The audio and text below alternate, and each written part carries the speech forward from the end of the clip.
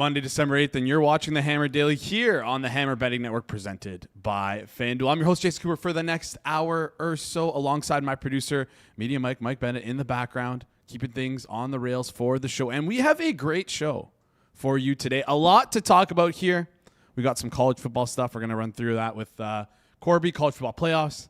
Talk a little bit about the Heisman race, which I'm going to victory lap about. And maybe if there's time, talk through some bowl games. We might have to save that for next week, though. Also talk about like the Notre Dame of it all. What's happening there? Not only this year, but like in future years to come. Are they going to join a conference? What's this murmurs of them being, if they're a top 12 seed, if they're a top 12 team next year, they're guaranteed to spawn. What are we doing here, committee? What are we doing? We gotta talk through that with Corbie. After Corbie comes on, we got Pips. His words, not mine. This is a terrible NBA slate. So we're going to talk through a terrible NBA slate here. He's got an SGP for you. We're also going to touch on some NBA Cup stuff that's happening. We're going to hit some futures and just talk through some of the games for tomorrow. And then finally, we close out the show. You saw him on the watch along on Thursday. Drunken Goon's back. We're going to talk some World Cup action, a little bit of Champions League.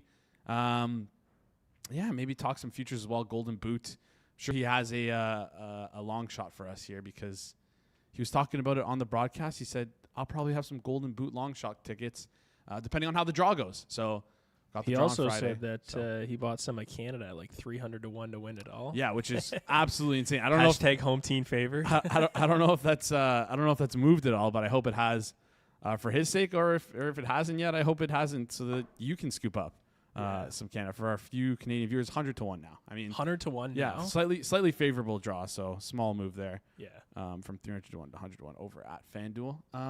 Great show for you today. Excited to get Corbie on. Hopefully Corbie comes on because I don't think he's seen my messages at all. So we'll see if he's coming on here. But we'll buy him some time before we get into Corbie. Before we bring him on for some college football stuff, I want to quickly talk to you guys about the Monday Night Football Profit Boost token, because football fans, the best way to game day is on FanDuel. The FanDuel Sportsbook app is your home for all of your favorite NFL bets. From yards to touchdowns to who will win, with FanDuel, any play can be the play of the game. And when the Eagles and the Chargers play tonight, FanDuel is giving all customers a 30% live profit boost token. So make FanDuel your go-to app for any snap. Just visit FanDuel.com/forwardprogress. That's FanDuel.com/forwardprogress to enhance your Monday night with a 30% live profit boost token. Play your game with FanDuel, an official sports betting partner of the NFL. Please play responsibly. You must be 21 plus and present in select states. For Kansas and affiliates of Kansas Star Casino, or 18 plus and present in DC, 19 plus and physically located in Ontario, 18 plus and present in DC, Kentucky, or Wyoming. Opt-in required. Bonus issued as non-withdrawable profit boost tokens. Restrictions apply, including egg token expiration and max wager amount. See terms at sportsbook.fanduel.com. Gambling problem? Call 1-800-GAMBLER or visit rghelp.com. Call 1-888-789-7777 or visit ccpg.org/China, Connecticut, or visit mdgamblinghelp.org at Maryland. Hope is here. Visit gamblinghelplinema.org or call 1-800-750-50 for 24/7 support in Massachusetts, or call 1-877-8-HOPE-NY or text HOPE-NY in New York. This is a paid endorsement. Call Connex Ontario at 1-866-531-2600 or visit connexontario.ca. Should be a lot of fun tonight for this Monday Night Football game. Eagles, Chargers. Quick reminder, tonight, 8 p.m. Eastern time. We got Rob live on the Forward Progress YouTube channel. Gonna be watching that game. Should be a lot of fun. Hopefully, we can convince Jeff to get in here for the game. But instead of Justin Herbert's playing, he doesn't want to watch. Yeah. But he's coming in for Circle Back, which is, by the way, at 1 p.m. Eastern, live on the Circles Off YouTube channel. Yeah. He's coming in for that. I'm gonna convince him to come on because I'm pretty persuasive. Apparently not persuasive enough, though, because I was talking around to all these super smart guys, and I told them Pavia has no chance. Couldn't convince them on it. They were even texting me mid-game. I think he flashed a -200 at FanDuel mid-game for Pavia to win the Heisman. But alas, Fernando Mendoza has his Heisman moment. Indiana wins the game, wins the Big Ten championship. And now, if you liked Diego Pavia at +340, by golly gee, you're going to love him at, 20 to 1? 30 to 1? Ooh, you're going to love that price then. You can still go get it over at FanDuel. It's 12. Actually, it's 12 to 1. My bad. So it's not a foregone conclusion just yet. But Fernando Mendoza, -2,500, which I think, like, for all of us rooting interest here on the channel, all the guests we have, this is probably the worst outcome, other than the fact that Diego Pavia didn't win. That's what I'm happy about here, or I shouldn't say didn't win because there's still the draw. We don't know. He could still win, which would be hilarious because I'm doing my victory lap tour right now. But, yeah. All right. It looks like we got Corbie behind the scenes. Yeah, gave me the thumbs up. We're ready to go then. We are ready to go, ready to talk some college football. He's a college basketball and college football originator. He is also Team Anti-Pavia. Corbie, how are you feeling today? What up, boys? Can you hear me? Yeah. Nice. First week. I think first week ever that I've been good to go at the start of the show. So, yeah, Anti-Pavia looks like Mendoza 30-1, so 25-1. So feeling good. Should be good. I had a tweet. I posted on Mr. Peanut Butter. He said basically like if Mendoza wins, he's in trouble. Pavia or saying he's in a good spot. Dog making the announcement, but I posted something about like I'm in the same spot, but with Pavia, if Pavia wins, I'm in a lot of trouble. And somebody like responded, they're like, "Well, go ahead and start counting your blessings," or something. I said, "Dude, shut the hell up." So no, glad to see Mendoza's big favorite here. Mm-hmm. Yeah, no, for sure. I mean, I had a battle with all those guys all week. We have a separate group chat of the guys who are part of Circle Back. I don't know how I worked my way in there, but I'm in that, and they were making fun of me for the entire first half. And yeah, so it's it's something here. Quickly though, just double check your mic because you're on like a little bit of a delay here. Just oh boy, make sure you're connected to the right one. It's all good. That stuff happens. You were like, I'm on the right stuff. I blame y'all. I blame the behind the scenes guys. All right, that's all good. You're allowed to do that. You're the guest here on the show. But does it sound good? Yeah, you sound fine. Don't worry about it. Okay. Cool. So all right, whatever. Yeah, Jason. Go ahead. I'll say real quick, and then I'll leave seconds in between so that the we're good now. We're good now. But okay, cool. I am buying Diego Pavia 12-1. Start the show off with that. I bought some Diego Pavia 12-1. I am now happy. Like I will make less, but that is fine for the sake of my sleep. So, I did buy Pavia. Yeah, no, for sure. I mean, like, listen, when you're in a position where you are, that could be it's you want to like protect yourself, right? It's you have I know we talked about how large a position we built up on the Mendozas and the Saiyans over the past couple of weeks, but yeah, nothing wrong with protecting yourself here. All right, what do we want to talk about? I think I sent you a bunch of stuff. Talked about the Heisman. I need your reaction to the shuffle that occurred for the college football playoffs. Shout out to Brad Powers for like absolutely nailing this like 2 or 3 weeks ago. Both Miami and Notre Dame end up winning out. Alabama loses, and somehow Notre Dame is the odd one out, despite being ahead of Miami last week pre-playoffs, despite not playing at all this week, Miami nor Notre Dame. Miami flips Notre Dame. I mean, like, what's happening here? Is this just due to the need for conference representation in the college football playoffs? What do you think is the reason behind the Miami Notre Dame flip? Yeah, maybe Miami had some good practices we didn't see, Jason. Maybe last week they're dialed in the film room. So now I have no clue. It makes no sense. I understand where Notre Dame people would be mad, like especially in the fact that like don't set up the ratings how you did if you're just going to have two teams that didn't play flip each other. I thought Miami should have been in over Notre Dame. They won the head-to-head. It makes a lot of sense, but like don't set up the week before as if that's not the case. So I do agree. I still think the whole G5 thing is silly. Like, do we want Tulane in? I mean, I can name 40 teams better than Tulane. I understand why they're in, but no. Listen, the team nobody's talking about, and I understand why. I listen. I get it. I've watched every single game. I understand all the data, all the rules, all the analytics. I got it. Duke won the ACC, Jason. Hey, come on. Like, you telling me you're going to put the team that didn't even go to the championship in and the championship winner's not going to get in? I know. They lost 7 games. But if you're going to if you're going to take a stab and you're like, we can't let it be just the teams that have no reason to be in, they're just better. I mean, I think Duke made a pretty good shot of like saying like, hey, like we were a nobody who won our conference championship. So I knew it wouldn't happen, but I really wanted to see Duke in the playoffs. So I think that would have been a lot of fun. Yeah. What would you have made? Let's say Duke takes the Dukies spot or the Duke's spot, James Madison. What would you make that game right now, which I believe is where are we? I'll just look Duke and James Madison comparable. Oh, okay. So it looks like I make Duke basically 8 points better than the average team. I make James Madison like 9. So Okay. I would say it would be a negligible change. Okay.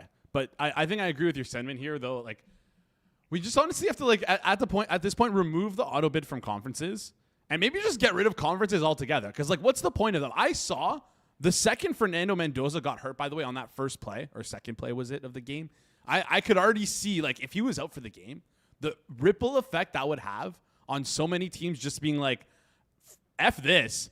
We're not playing our guy. What is the conference championship mean? If we're in the playoffs, why do we care about the conference championship? You can be like Alabama, get smoked in the conference championship game, still make the playoffs here, but you can rest your starters. You can get yourself like a free bye here. Are we at the point now where we're like get rid of the conferences? Like, yeah, I don't know. I kind of had that feeling like in the Ohio State game. I'm sure you watched it, but like the whole game I was watching, I was like, this game doesn't really matter that much. Like, what are we doing? I wouldn't have put Carnell Tate in a nasty situation. I would have put Love in a nasty situation. It just like, you won. I mean, I don't know. Maybe you get an easier playoff seeding. I get all of that, but no, I agree with you. I think that there needs to be some serious restructuring, and the unfortunate part for us is like the restructuring is simple. It's what's going to happen is simple. I think we can all see it coming. Is they're just going to raise this to 16, then 20, and then 24. And then teams are going to start, like we saw Notre Dame. Every team is going to say, like, why would we go play the Birmingham Bowl when it does nothing for it? It gives us $200,000 in scholarship money. Like, we're not playing in that.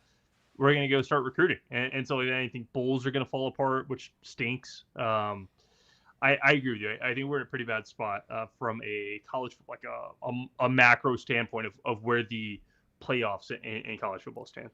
I think I have like a great idea to make bowl games great again. You put boosters in front of, like, booster versus booster, bet on each team, and then the winner gets to take that NIL money for next year. I feel like that's the way to make bowl games great again.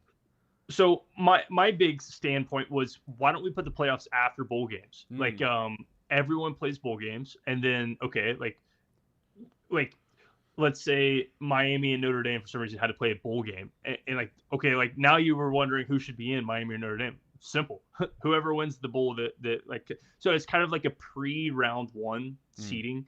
Like, there's like James Madison versus Tulane, be a bowl in whatever, South Carolina. It would grow audience attention for ESPN. It would grow whatever sponsorship money, and it would be cool. And then you would answer the question of like, so then basically you're talking, I mean, at that point you're talking about like a 64 team playoff, like, but you get another good football game out of it at least. So don't make the preliminaries maybe like there shouldn't be games after the playoffs are decided, in my opinion, because then teams are just going to opt out, players are going to opt out, and I think it becomes useless. Yeah, no, I think that's a great point there. I think that's the right path, because I think the goal here is to just create more meaningful games, because it feels like there's not enough. Oh, not that there's not enough meaningful games, but like we could have more. We're leaving a little bit at the table for these meaningful games. Any opinion on? I talked through this with some other people where just get rid of the conference championship games and like make it sort of like, you know, how they do for football in England or the UK. How they do it for soccer, where the conference championship is simply decided as the number one team in the conference at the end of the season, just a regular season, simple as that. And then we could kind of morph into bowl games and then use that as the jumping point for the college football playoffs. Yeah, it's graded like that in sports books anyway. So I think it would be a pretty easy thing to, at least in college basketball, it's graded regular season winner because there's more games. So yeah, I mean, I'm all for it. I think there's a lot of things that need to be changed. We talked about this on the show a few weeks back, but like, I really don't get into these nuances. It's not really something I care about. Is that a good thing? No, not at all. It's something I definitely should, like, I mean, you can bet on these things, so it's something I should focus more on. But I kind of just, like, I would say I don't get too upset. I don't have a team per se, Jason. Yeah. So talking about teams, what's your Trojans do? Who are they playing in the playoff in the bowl game? Texas Christian University. I don't know what bowl it is. We got to get Pop-Tart Bowl. That's what I was Cereal Bowl. You know what I was thinking of doing? I don't know. It might be like a little drawn out here. We got to rank every name for the bowl games. Like, who has the best bowl Pop-Tart's game? number one. Pop-Tart has to be number one. Chick-fil-A Peach Bowl. And they wear the Pop-Tarts too. I love it. We got the Alamo Bowl for USC here. Alamo. Ooh. I don't even know what Alamo is. Look at me. Oh, that's embarrassing. Yeah, you're Canadian. It'll be no free ads. Like one of the biggest. No free ads. The Alamo is like one of the biggest things that's happened in the U.S.'s history, but it's okay. I don't know what that is. Just again, no free ads. Don't use Alamo unless they pay me. It's not a company, Jason. It was a war. Oh. Now I feel terrible. I don't know much about world history. Like we don't get free ads to the Alamo Bowl. It might be a company too. I have no clue. Can we cut that? It was a war. Let's cut that. We're gonna cut that part. All right, let's pick back up here. All right, on to the next question. I have you for a couple more minutes here. Any opinions on these first round college football first round matchups? Alabama, Oklahoma is like the most interesting one. The tightest spread here. Texas A&M and Miami are also pretty close. 3.5. A&M is 3.5 point favorites here. And then it's just like a blowout for Ole Miss, blowout for Oregon as like 16.5 and 20 point favorites. Anything you like in terms of these games, whether it be side, total? Yeah, I see Alabama taking some money. I haven't looked at the price today, but Alabama was taking some money as a favorite in that matchup. I make Oklahoma a small favorite, so leaning towards the dog there. And then the total in Ole Miss, I see 56.5. Has that steamed anywhere? Let's see. I'll pull up FanDuel. It's 56.5 at FanDuel right now. Yeah, so 56.5 would bet the over. I make it 62. And like from a logic standpoint, it's pretty tough to do an Ole Miss game. Like obviously they've lost, as some would consider a pretty decent sized piece of their team being their head coach. But like what has happened when other teams have lost their head coach and had to pull a defensive coordinator as their head coach? The defense has like very drastically decreased. Auburn's defense looked great all year, and then Durkin becomes the interim coach, and their defense gives up like 45 to Vandy. So it wouldn't surprise me if Ole Miss's defense has a little lapse in judgment. So 56.5 would be fine for the over there. Outside of that, pretty boring. I'm right on market at Oregon. I lean towards Texas A&M. Looks like 3.5 is the number. I make it 5.5. So nothing really too fun. But like again, it feels like these are what my computer says. My number says this, but in years past, it feels like that team that just squeaks in, the Alabamas a few years back, have a little bit of fire. So I don't know if you can price that into a number that just takes into account what we've seen in the regular season. So Miami could be a very live dog here. Yeah, they were like if you had some stones pre last week, they were like around 200 to 1. If you thought that they had a chance to make it in, I think they could be a little bit of a frisky team because they're just such a high power and like flashy offense. They could kind of track meet someone potentially in a game. I am just shocked about your Oklahoma over Alabama here because like from what I've seen from Oklahoma, it feels like they've just sort of the last 3 weeks limped their way into the playoffs, just kind of like just bad. They look bad. Simple as that. But. I have a pretty strong opinion on this game because over the last few weeks I've had opinions on Alabama games that have just been like off market. I liked Alabama in the Auburn game. I had them like 8.5. They won that game. They covered, but they shouldn't have. If you watched it, they definitely shouldn't have. So I would say my number was too high on Alabama in that game. Then Alabama, Georgia, I had Alabama as the favorite there. So I would say my number again was too high on Alabama. And now this week, it's like the counter opposite. Like it's saying like, hey, like Alabama should not be the favorite in this game. So in one of those spots where like you're just kind of reading the model, not really like reading the historics, I guess you could say. Like I would say my number is very pro Alabama and still leaning towards the other way. Also, like what did Georgia do last week to make Alabama look bad? I mean, they put Ty Simpson. I thought Ty Simpson was have to go to the restroom, change his pants mid game. He looked terrified. He looked like if I put you out there, Jason. He was throwing off his back foot. He wasn't holding follow through. He was terrified. What does Oklahoma do? Like they have a very good defensive line. So would not surprise me. It could go two ways. Either A, Alabama has now faced two good defensive lines and maybe in the last 2 weeks learned, or B, we just continue to see the same thing. And 16 weeks into the season, I am more of an advocate of more of the same. All right. Last question before you head out here. We've kind of been banging the Ohio State drum for the entire season. Are you worried at all after the Big Ten Conference Championship game? No, still no. pro Ohio State. No, let's see the number you can. Oh man, to make the national championship -110 just is not a good price. What is national champ Ohio State 220? 220. Yeah, it's not a good price. But this is still the best team in the nation. I mean, how'd they lose that game? 27-yard chip shot pulled left. God, that's a tough pull. They also were in the red zone like 4 times and just couldn't convert, which again, maybe they went into this like let's slow the clock down. Yeah. I saw you shut out Powers, but shut them out again. I saw like 15 minutes of clock usage in the second half and didn't score a point out of it. It's like, dude, inevitably, like especially with the explosive power you have. Honestly, what I took from the game was I thought Ohio State's defense looked really good. Yeah. They made a couple mistakes, and Mendoza. Hey, shout out Mendoza. First off, the worst post-game interview I've ever seen. But outside of that, oh my god! But outside of that, I thought he looked awesome. But the defense played great. Like he just the few times they messed up, he was able to pick it apart. But I thought his defense looks awesome. I thought the offense looked bad, but they have all the pieces to look good. So not worried about Ohio State in the slightest. Yeah, maybe like we talked about here, they didn't like care about the Big Ten Conference Championship. Maybe why would you? Yeah, I don't see much use in it. All right. I'm gonna let you go then, Corbie, because that's about it for time. Appreciate you jumping on. Maybe we can cook up a bet next week where you can eat a spicy chip or something. Got to figure it out here. Yeah, we'll have to think about it. I have to get what odds did you? I was actually thinking about this on my way up to the office today. What odds did you get? You were at like plus 50, I think. Yeah, like I was thinking. So like, you were a dog. Yeah, I was for sure a dog, but like not. I don't mind being the dog for that sort of bet because one, it was a Toronto-based thing, and two, like listen, I'm the host. It's like. It's more on me than it is on you to eat the spicy chip, right? Like I feel like I'm using you for views if that's the case. But yeah, let's find something that's like close to plus 50, close to 2-1 in it. Like I was thinking because I'm from Alabama to make the semis, but I see 4-1. I am not taking that.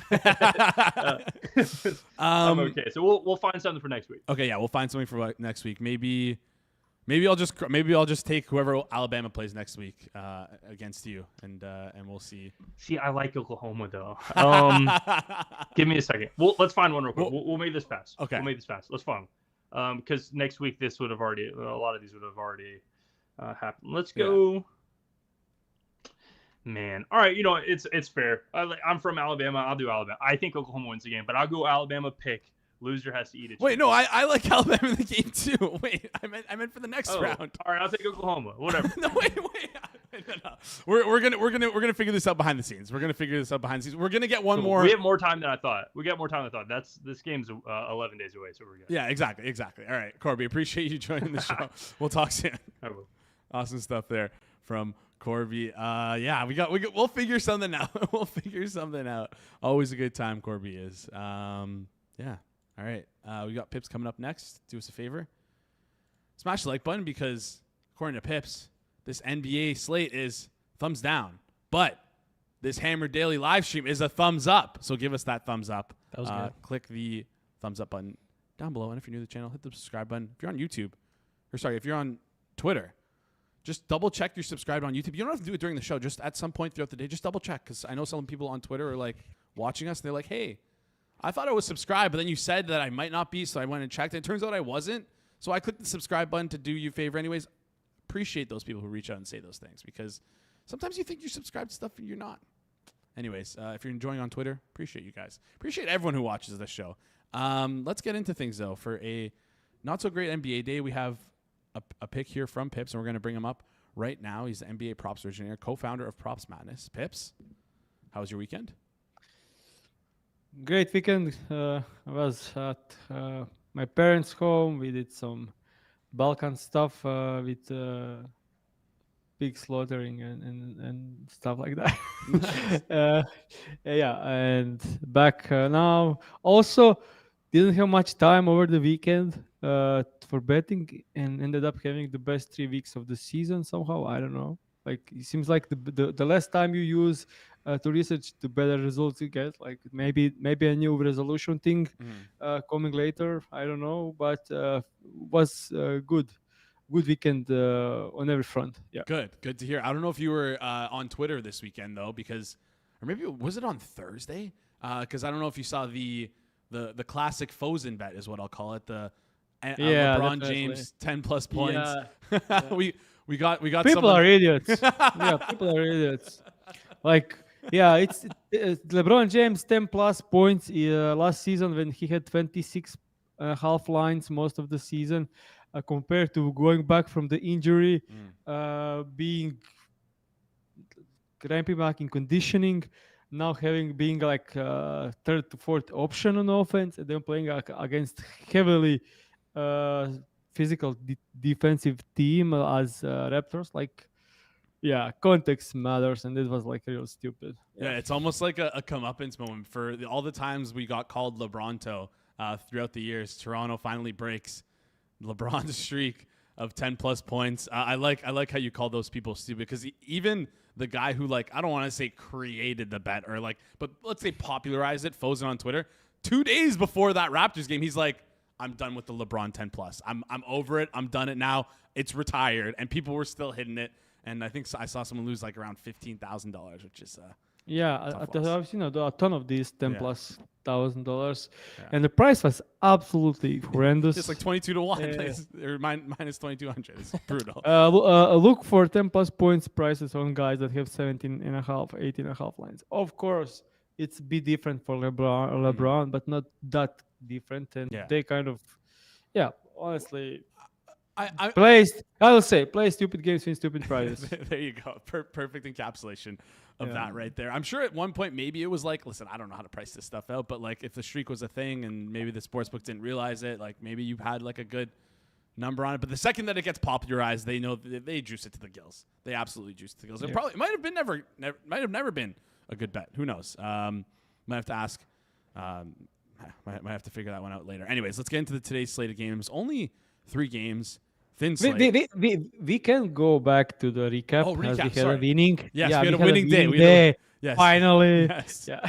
Jalen Suggs, 24.5 PRA. We took the over. He had 24 points alone, 4 assists, 4 rebounds. So that's a winner at minus 120.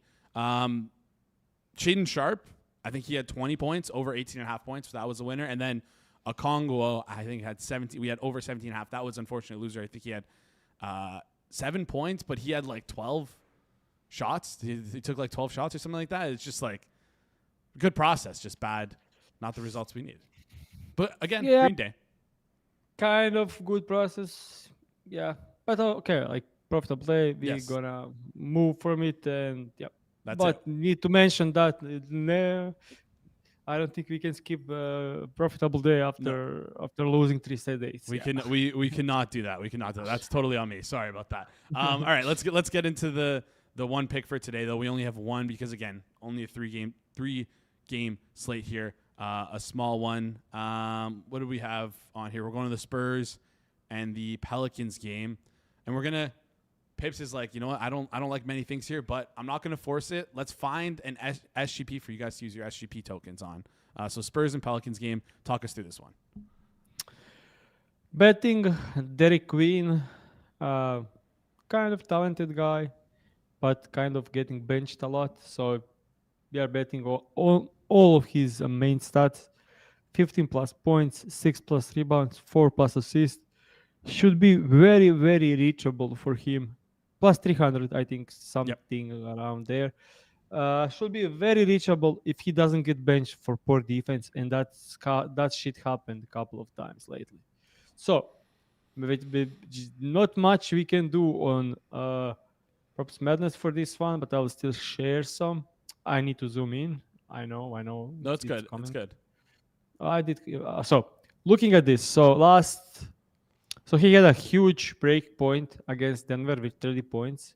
And since that, it's been all over the place. 30, 20, 20, benched 8 points, benched 10 points, benched 16 minutes against Golden State Warriors. He was benched because he wasn't doing well on defense. Then 28 minutes against the Lakers covered, 39 minutes against the Wolves. Okay, Missy was out in that game, but still he played well. Then there's the next game, another game with normal minutes, 12 points, and the last game, kind of blowout stuff. Okay, so looking at this, it's if he's playing well, he's playing 30 minutes. If he's playing poor, he's playing like 20 minutes. Books have him projected at 26. So I think if he's playing well, it makes sense to bet all of his stuff over. Because if he gets 30 minutes, he should cook these lines. So kind of high flyer on plus 300. I think we have more than 20-25% chance. I think we are probably in like 30 to 33%, and with token boost and stuff, we are getting self a good bet here. So if you exclude those games where he got benched and look at the last since that big game, he's kind of averaging 17.7 points. And he did play some good teams. Like he played Lakers, Hawks, and Wolves, all good defensive teams, and still kind of cooked. He's a very talented offensive player for mostly for scoring. Over that period, he's averaging 5.3 assists. Today matchup is much better than all of these. And then looking at the rebounds, he covered 6+ rebounds in all but one game. It was against a very good rebounding team in Wolves, having Gobert, Randall, Naz Reid, and good rebounders. So tonight, Spurs, no Wemby, still defense not that great. He'll play 1-on-1 against Cornet. I think he can cook him. They allow a ton of assists. Looking at assists, they allow 9th most assists in the league overall, but since Wemby got injured even more, since that's included in those lines, so we can see rebounds as well should be very good spot against the Spurs, and scoring wise, as I said, don't think Cornet can do much against him. So nothing's fancy today. Don't like this slate. Kind of the lines that were good kind of got sharp at the moment. So only bet Derek Queen, use the token. Think we got the goods here. All right, we're using the token on Derek Queen. 15+ points, 6+ rebounds, 4+ assists. It's plus 296 right now. Slight tick down on FanDuel from the plus 303, which is what it was at when we first started here. But again, still playable at 296. And if you use that 30% profit boost token, you should be able to get a better number on that. But yeah, I like that because this is priced as like an in between on his minutes where if he's playing one or another. Yeah, exactly. It's not it's priced as a distribution instead of like. Yeah, the wider range of outcomes are more likely in this scenario. Very interesting stuff, guys. So I love having you on, Pips. You always find these good angles to play. You wanted to talk a little bit about the NBA Cup. What the heck's going on with the NBA Cup? Why are my Raptors only 16-1 to win the NBA? What's going on with the disrespect here? Talk us through the NBA Cup, I guess, in terms of a futures perspective. Yeah, they just have like Thunder to winning it like no contest. Yeah. So yeah, kind of agree with the point of the West. Think they are going very easily through Lakers. I don't know what like it's West versus East in the finals, right? I think so. I honestly am not, I have no. Not for certain, I'm not paying much attention to this cup, but I if I remember it correctly, it's that way. So Thunder playing Suns first round, like that's a blowout win. Second round, I don't know if Wemby is coming. There is chance, but still, yeah. Spurs, Lakers. Lakers kind of are weird matchup for the Thunder, but Thunder are just too good for them. So West is kind of easily should be for OKC, but looking at the East. Orlando with the Miami Heat. Miami Heat getting extremely healthy. Like Hero's back, Bam Adebayo is back. Ware kind of played good, well, nicely. Powell is unbelievable. Wiggins playing well. Hemi Hack is playing well. They are a deep team. They have eight good players. Playing the weirdest game in the league. So playing first round against Orlando, who just lost Franz Wagner, their by far best player. I have Miami in that game. Second game, Knicks against Raptors. Yeah, obviously Knicks should win this one. And then I do think I don't know what's the other like. I know what the prices are on the FanDuel, and I do look at the Miami Heat at plus 1,200. Okay. I don't know if there are better prices, but if there are any better prices, just take it. I think Miami is an underdog here because they play very different ball. Like they play the highest pace in the league. Now with team players back and kind of easing their way with Franz Wagner being injured for Orlando, I don't think the books are realizing how big of a player for Orlando Franz is. Like he's their best player. numbers on off with France, and Banchero is like they are a lot better with France and a lot worse with Banchero. And now France is injured and Banchero is coming back. I do think Knicks, the Miami is undervalued there. Then against the Knicks in the finals, they played 3 times this year, won twice without Hero and Bam Adebayo.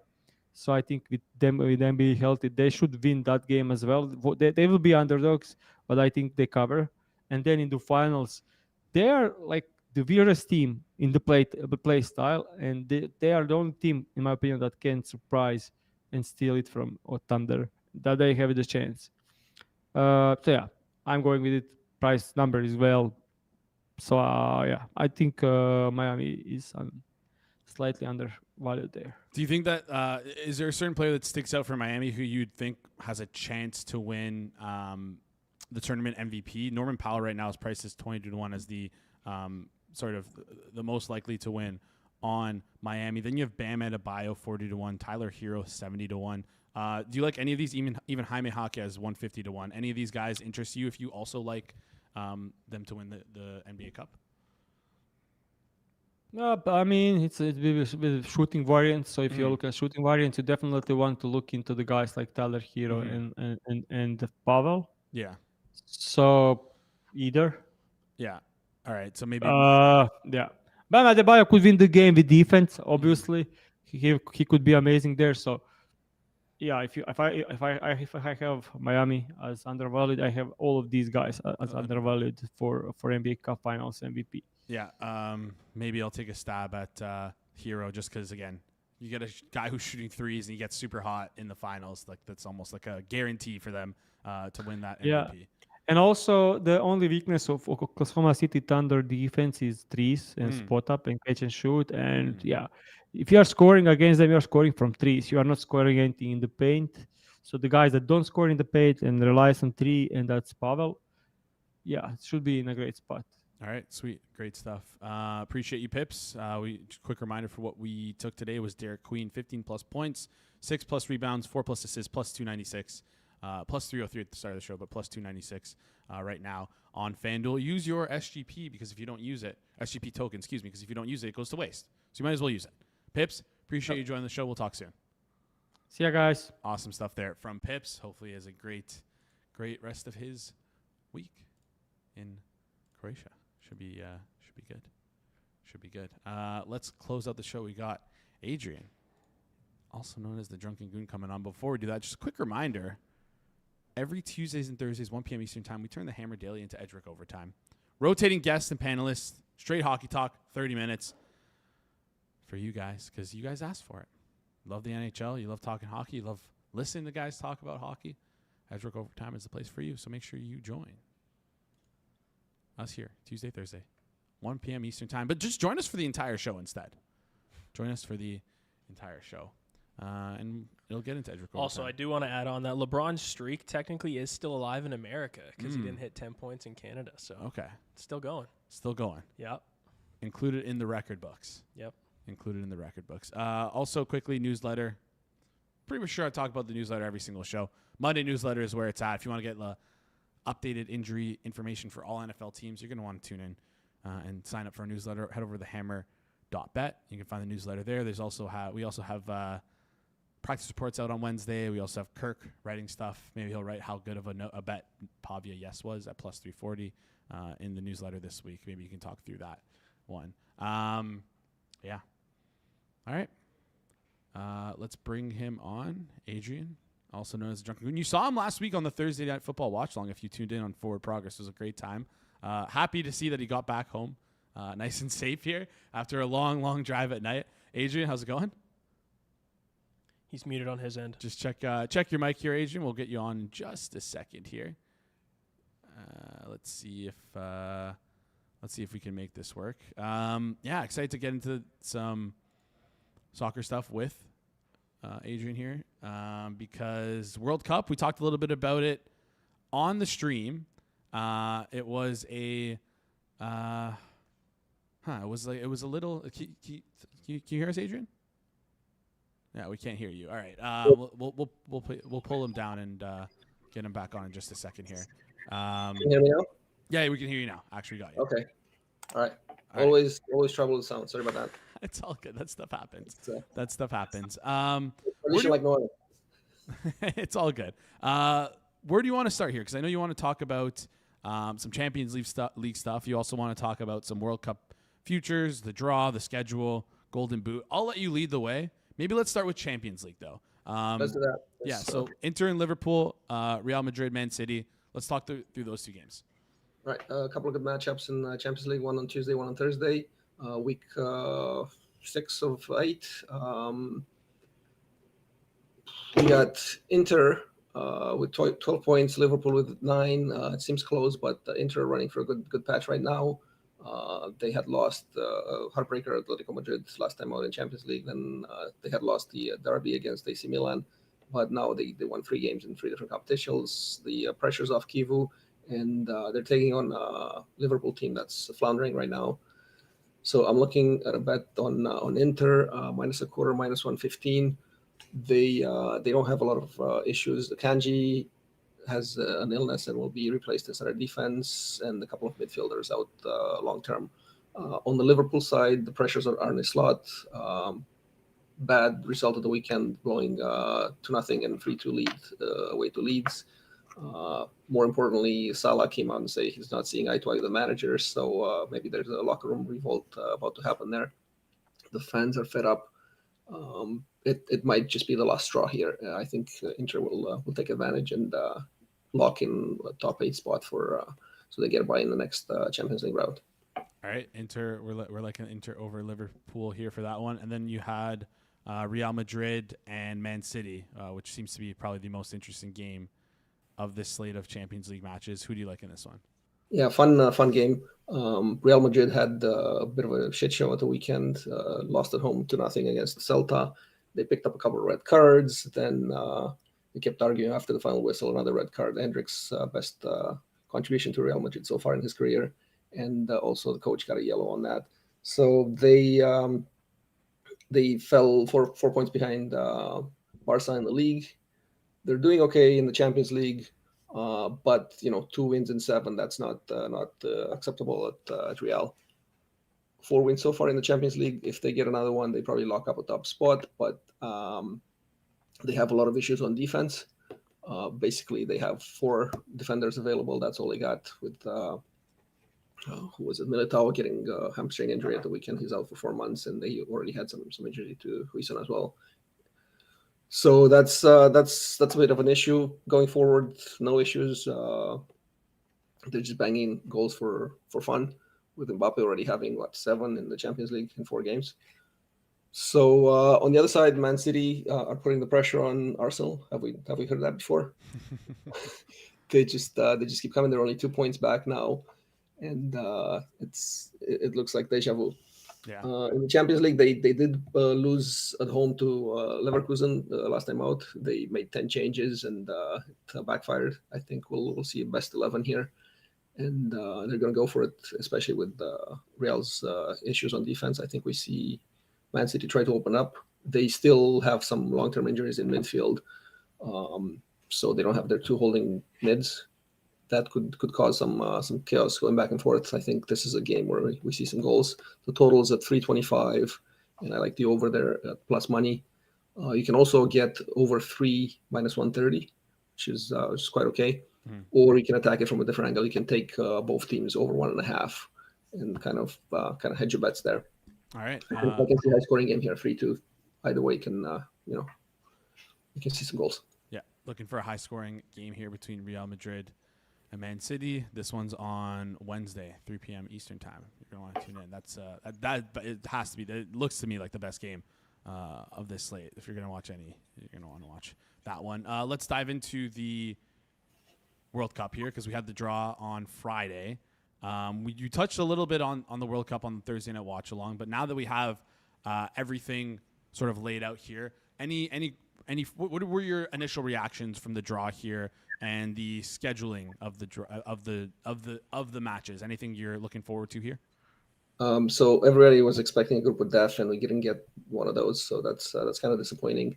Then FIFA did their own horse and buggy show and moved games around on the schedule, pissing off a lot of fans who had already booked tickets. me being one of them as well. But in the end, they're going to play the games. They did.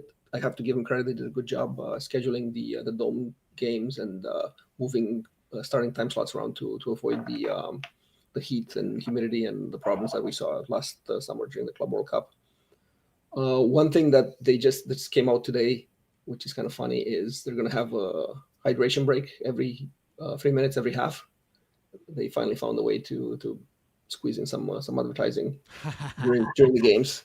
People are going to be pissed about that, but it's from a tactical perspective. That's something that's really going to help coaches having a predetermined break halfway through the game.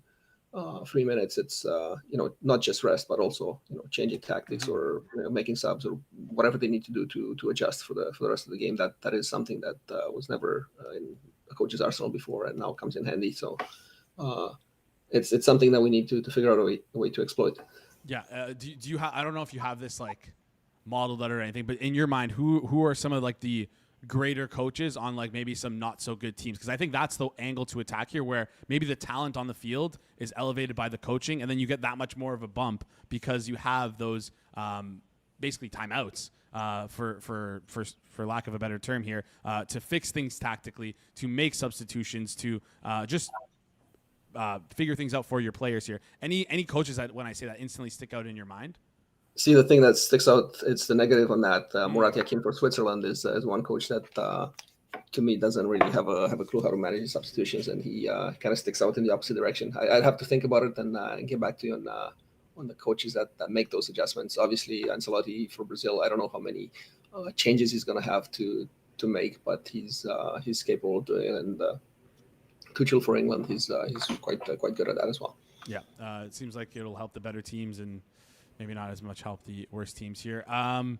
Let's talk about some futures. Anything you like? I know you have that 300-1 Canada ticket. It looks like you got some good, got a good number on that. Canada right now 100-1 over at FanDuel. Maybe that move is a result of the group that they drew, but they might have a tough draw in that group if Italy ends up making it through. Any futures you like in terms of outright winners or anything along those lines? Group winners. So for futures, you got to be really careful and shop around because there will be crazy numbers out there. So always do your work and shop around. I kind of looked at the odds. I grabbed the odds before the FanDuel before the draw and then after the draw, and not a lot of big moves. The two moves that I kind of noticed was Ecuador coming in from 75-1 to 70-1, Morocco from 75-1 to 70-1, and then Switzerland from 100-1 to 80-1. Those were the most noticeable ones. Nothing major at the top. Brazil kind of moved back from 700 to plus 750, and also Norway from 2000 to some 20-1 to 25-1. So that kind of reflects the draw that Norway got. And as far as taking shots, a couple of long odds. Colombia 35-1 at FanDuel. You can get 55-1 in other places. That's one team that I have going far in the tournament. And aside from that, you have to kind of look at the clubs, the teams. Only a handful of teams will have a chance to win it. But if you're looking for long shots, you might look at a team to make the final or a team to make the quarters. Or those are the better approaches than just taking a really long shot just for the sake of taking a long shot to win the cup. All right. Anything you like in terms of group winners here? And if you had to just take a step back, what's the group that you're most interested in watching? It might be if Italy makes it, it might be for me Canada's group. It seems to be the most interesting, of course, obviously with a little bit of a Canadian bias in there for me. What group is most interesting or to you? And do you have any group winners? Yeah, I took two group winners so far. I took Belgium at minus 220 to win their group. Should be minus 300, so anywhere between 220 and 300 that's worth playing. And I also took Colombia plus 250. That's definitely mispriced. I think they can top that group with Portugal. I have it as plus 180 fair price, so I grabbed that as well. All right, let's go ahead. Argentina is also playable up to minus 400. They got a pretty soft draw. The one thing I looked at was the venues where teams are playing and where they're going, and there's some interesting things there. Some teams will have to play 7 different venues, while a team like Spain will only have to play in five venues if they're winning their group and go on to make it to the final. So there's some discrepancies there. England has a really, really rough schedule. They go to Dallas, Boston, New York, and then if they win their group, they go to Atlanta, Mexico City at altitude, and then come down to Miami in the heat, and then Atlanta indoors in New York at 3 p.m. So that is a really, really tough schedule. I would stay away from betting England futures. If you want to bet them, just bet them game by game and see how they're playing. Yeah, makes sense to almost roll it over here. I honestly didn't even consider like the scheduling, the traveling, and the altitude, because that'll probably be a major factor that might not be exactly priced into things here. So yeah, for North American fans, Mexico City is 2,000 feet above Denver. Yes, that is crazy. Are there any teams here that train at altitude, or like where who some of their club like? Well, Ecuador comes to mind. Some of the South American teams, Bolivia as well. If they qualify, they're in the playoffs. Ecuador is a team that they gave up 5 goals in all of qualifying in South America. They don't score a lot. They like 14 goals for, 5 against in the whole round robin, which is amazing defensively. We saw them recently play against Canada in a friendly, and they're really tight at the back. They don't offer much going forward. They had an extra man for 85 minutes and couldn't score on Canada, but they have a lot of quality on that team, and they're a team that can surprise. All right, let's close this one out here with the Golden Boot. Anyone you like in terms of Golden Boot winner? You had a little bit of an angle for us. Hopefully some people were able to hit it, or maybe it's still out there. Some guy you like. You mentioned on the Thursday night watch along that look for the group stages, look for the group draws, and find a group that looks really weak and take one of the players in that group to win the Golden Boot, because there's a chance that the Golden Boot winner could only play 3 matches and only be in the group stage, or 4 matches and get eliminated in the first round there. Anyone you like in terms of Golden Boot? So yeah, listening to the experts on TSN locally here, somebody mentioned that we could see the all-time record of 13 goals by Just Fontaine be broken this World Cup. That's definitely not happening. I could see the tournament total being like 7.5 maybe. I haven't seen any odds on that yet, but it definitely won't be that many goals unless somebody just goes nuts against the Curacao or Jordan. But I don't think so. Teams will be focused on getting the points and setting themselves up, playing in a quick sequence of games over a month. They just want to be ready for the next game and advance. They won't be too worried about banging in records. With that being said, there's 2 players that I looked at. In France, Mbappe is the go-to guy, and he's one of the favorites. But there's still 6 months to go between now and the World Cup. And should something happen to him, Ekitike is somebody that's going to lead the line for them. He's going to play anyway, and he's quite capable of scoring in bunches. Got him at 65 to 1 against Shop Round. He's pretty good value, down to 50 to 1 on that. And the other one I took was Voltemade for Germany. He's doing well at the Newcastle this year in first season outside Germany. He's a bit of an unknown, but he's got that profile that can bang in goals, and he's available at 45 to 1. Okay, all right, 2 great bets there. Shop around for those, because I don't think Ekitike is available on FanDuel. A little bit of protection there. But yeah, Goon, appreciate you joining the show. Adrian, we will chat soon. All the best. Good luck with your World Cup bets, and good luck with your Champions League bets this week. All right, appreciate it. Yeah, I need some help there because I've been horrible, and I apologize for giving out all these losers over the last month or so. I need to turn things around. It happens. We'll turn it around. Don't worry about it. Adrian, we'll chat soon. All right, thank you. Awesome stuff there from Adrian. That wraps up today's show. We have to get out of the door pretty quickly here. Before we do, Mike, you had something cooked up for us. Yeah, we got 2 things. So obviously we're going to be doing Guess the Line today, but I think this is the first time ever on the Hammer Daily that we haven't had a segment designated to the NFL. Maybe. Yeah, probably. Like Hitman's not here. Yeah. We had Monday Night Football. Especially on a Monday night, yeah. Yeah. So anyways, also Hitman in the chat, he doesn't give out TD darts. He's just kind of looking for Trey Lance, first TD. Did he mention that in the chat today? Forward progress. I don't know. You can go check it out. But yeah, so we're going to do Guess the Line first, and then we're going to whip up a little bingo card here for the Monday Night Football. Where did Hitman say that? Forward progress chat. He said that Trey Lance first touchdown? Is Lance ruled in? Apparently he's going to be getting some red zone snaps. Hold on. This is a little bit of a conundrum here, because it wasn't him. It was Jeff who said anyone interested in Trey Lance first touchdown. Then Hitman said, "Yeah, find me a line, LOL." Yeah, he wants it. I don't even think it's posted. I doubt No, that's listed. I was right looking now. while you guys were talking. But anyways, okay, let's get to guess the line here. So we're going to throw it up on screen. Hold on, now I want to look for this. Oh, my gosh. Okay, go. Throw it Okay, up here we on go. screen. Okay, it's on screen. So Amarian Hampton is back and booming in business. Is he for sure ruled in? Yeah, there's lines on him. Okay. I'm just taking his lines. All right. So we're gonna look to his rushing and receiving combined. And what do you think that is? I'm going to go with 66.5 because I feel like it would probably be higher pre-injury. It'd probably be in like the 80s. Yeah. Would be my guess. But, 66.5 because he's coming off an injury. We don't know what his usage is going to be. His usage is going to be. Usage. So, 66.5. So 66.5. No. I'm going to say, we're going to start at 57.5 all the way up to 66.5. Wow. I guess he's going to be at 60.5 then probably. 60.5? Yeah. Yeah, you winner. There Right we on. go. There Right we on go. the money. Good job. So now we're going to move to this horrible Monday NBA slate. As you guys talked about, we're going to go to the total for the Pelicans and the Spurs. Again, there's only 3 games in action tonight. Didn't really like any of the player props here. You know what? I could have cheated on this one, but I was whisking through the NBA. I was trying to find Derek Queen's numbers, and I didn't even look at the total. Bum. Okay, no Wemby tonight. Obviously, he's hurt. I'm gonna say I don't really know too much about this Spurs team and how they play without Victor Wembanyama, and I don't know how much about this Pelicans team either. Are these like high-scoring offenses? Are they great defensively?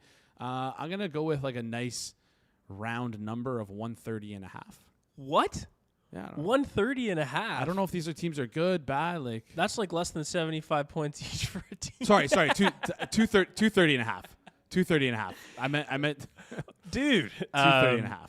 230.5. Okay, we're going to go 229.5 and 220 or 237.5.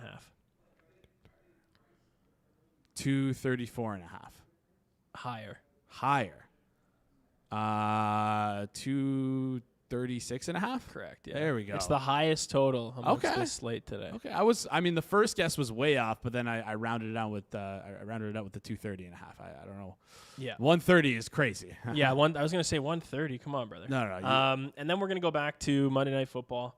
We're going to go to receiving props, and we're going to look at our boy, Keenan Allen, longest reception. Keenan Allen's longest reception is going to be 18.5. 18.5. It might be too low on that one. I feel like I've come in low on all of these. I guess I came in high. Okay, so okay, your highest is 18.5 and your lowest is 14.5. What? I like the over on this if it's 18.5. But the only thing is I don't know if he's going to catch a pass tonight. Is it 16.5? Higher. 17.5. Winner. There we go. All right, so now we're going to move into the Monday Night Football bingo. Yeah. So this is for tonight. You guys are going to bring it up on screen for forward progress. So just to kind of go over, you obviously have your free pick for the hammer in the middle. Omarion Hampton, anytime TD, pick 6, Herbert 200-plus passing yards, Hurts to throw an interception. Okay. It's all over. Obviously, we can make the bet up on the watch along tonight for what the prize is. But, yeah, here's our bingo card for tonight. All right. What happens if we hit a bingo? Well, I guess we'll get a double-double. And You know what we'll do is everyone who likes and comments on this video, we'll give away some merch. Maybe Okay. that's what we'll do. Yeah, some Maybe forward that's what we'll do. progress T-shirts. Yeah, we'll give away W. some forward progress T-shirts on the either here or the forward progress watch. I don't know. Tune into the watch on. We'll figure it out by then. Yeah. Anyways, we got to head out because Circle Back is live right now on the Circles Off YouTube channel. So go check that out. This should redirect you right to the show right after. Yeah. Great show today. Appreciate you guys for tuning in. Do us a favor, smash the like button. Again, if you're watching on YouTube or if you're watching on Twitter, come over to YouTube. Just double check, make sure you're subscribed. Even some people watching on YouTube might not be subscribed, and you might be none the wiser. So just have a look, see if you're subscribed. And while you're there, if you are subscribed, just click the like button. Appreciate everyone in the chat today. Appreciate you guys for tuning in. This has been the Monday, December 8th edition of the Hammer Daily here on the Hammer Betting Network, presented by FanDuel. We'll see you guys right here tomorrow.